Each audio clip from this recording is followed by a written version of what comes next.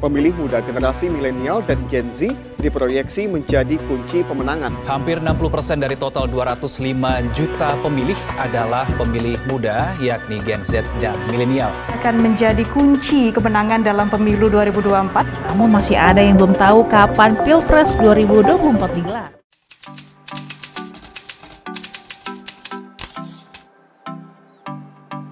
Gen Z merupakan generasi yang terlahir dari tahun 1997 sampai 2012, yang artinya tahun 2024 adalah tahun pertama sebagian besar dari mereka berpartisipasi politik. Berdasarkan survei Kata Data Insight Center menunjukkan bahwa sebanyak 87,2% anak muda akan mencoblos saat pemilu 2024. Namun, dengan banyaknya partisipasi politik Gen Z, apakah literasi politiknya dapat mumpuni? Untuk menjawab rasa penasaran, kami memutuskan untuk melakukan survei dengan mewawancarai mahasiswa UPH, UMN, Binus Alsut, Prasmul, Pradita, dan Atmajaya. Nah, lo sendiri nih, lo bakal berpartisipasi nggak dalam Pilpres 2024 kayak coblos gitu? Oh, nyoblos. Coblos lo? Nyoblos. Pasti bakal coblos ya? Partisipasi pasti. Pasti ya? Mungkin iya, mungkin enggak, kurang tahu. Pastinya akan coblos memberikan suara sebagai warga Indonesia. Dan pastinya coblos. Gue bakal coblos sih. Pasti dong. Pasti. Wajib. Paling gue nyoblos aja sih. Mungkin kalau untuk kampanye sih enggak. Dalam hal coblos untuk kampanye sih enggak. Coblos iya, tapi kampanye kayaknya enggak sih ya. Udah ya? Bakal sih kayaknya. Lo mau coblos? Pasti dong. Oh, berpartisipasi sih tentu. Karena kapan lagi kan 5 tahun sekali. Partisipasi politik anak muda dari tahun ke tahun itu meningkat ya. Politik itu harus menyentuh yang namanya sisi emosional dari para stakeholdernya atau para pemangku kepentingan. Kalau kamu tidak menggunakan hak suara kamu, artinya misalkan kamu golput gitu ya. Golput itu rentan terjadi penyelewengan. 10 anak muda ya, 5 orang dari 10 itu dia bersikap politis terhadap politik. Dia tidak peduli terhadap politik gitu ya. Menganggap bahwa politik itu hanya mainan elit gitu ya. Kakak sendiri nih, kakak tuh ngikutin atau nyari tahu nggak soal isu politik di Indonesia? Enggak terlalu sih. Sebenarnya kalau yang nyari ngikutin banget enggak, tapi ya pasti pernah lihat lah selewat-selewat. Kurang ngikutin politik sih. Lumayan ngikutin sih karena banyak kan berita yang berseliweran dari TikTok dan sebagainya juga banyak. Kalau politik sih saya secara personal nggak research, nggak kayak ikutin berita. Jujur enggak nyari tahu yang kayak gue search gitu, enggak sih. Cuma kayak apapun yang lewat aja gue baca dikit. Dikit-dikit ngikutin. Untuk yang ngikutin banget sih enggak ya. Tapi paling sebenarnya kalau misalnya lewat di berita atau misalnya lewat di TikTok tuh paling banyak kan tahu sih gitu kan, misalnya calon-calonnya siapa aja. TikTok menjadi ruang campaign bagi para kandidat. Kenapa pasangan nomor 2 gitu ya, Pak Prabowo dan Gibran itu tagline-nya adalah gemoy gitu ya. Ya kan? Nah, itu untuk menarik siapa?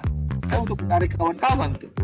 Oke, dan dari pilihan itu sendiri, lu udah yakin nggak sama pilihan itu? Sebenarnya belum, cuman kayaknya itu doang yang paling bisa bikin yakin. Oh, jadi masih abu-abu lah ya gitu. Yakin banget sih belum, tapi kayak so far ini yang paling condong gitu. Insya Allah udah. Sebenarnya kalau yakin itu agak kurang yakin sih. Jujur banget belum nih, karena gue masih pengen research dulu sih tentang masing-masing calonnya. Untuk saat ini belum yakin sih. Masih abu-abu sih, masih abu-abu. Belum sih. Belum. Udah.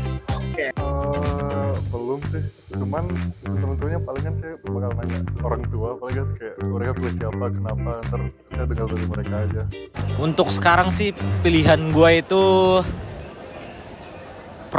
dan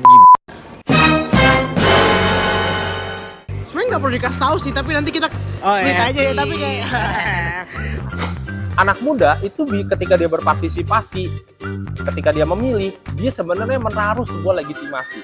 Nah, masalahnya apakah ketika dia memilih, orang yang dipilih itu akan menjadi representamen dia benar banget gitu? Apakah dia akan representable banget gitu? FOMO lah ya. Misalkan banyak anak muda yang mendukung salah satu capres ya, karena punya strategi lebih catchy gitu ya, merekrut anak muda, kemudian ada FOMO.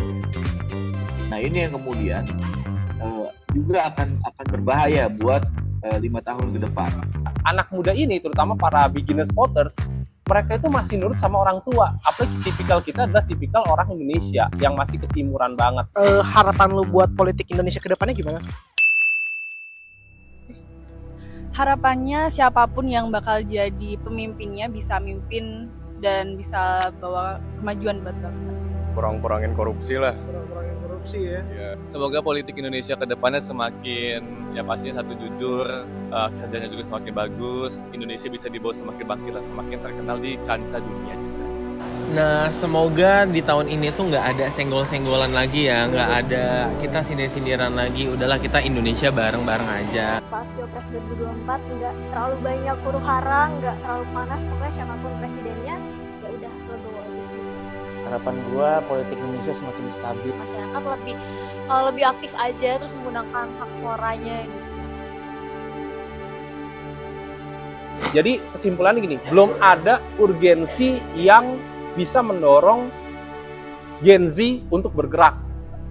Terkait dengan literasi politik, tentu budaya baca, kemudian budaya diskusi gitu ya, berdebat gitu ya, ini tidak bisa ditinggalkan oleh kawan-kawan.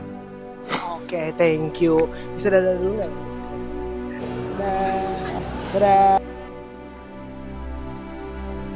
Di interview hari ini, thank you. Bye.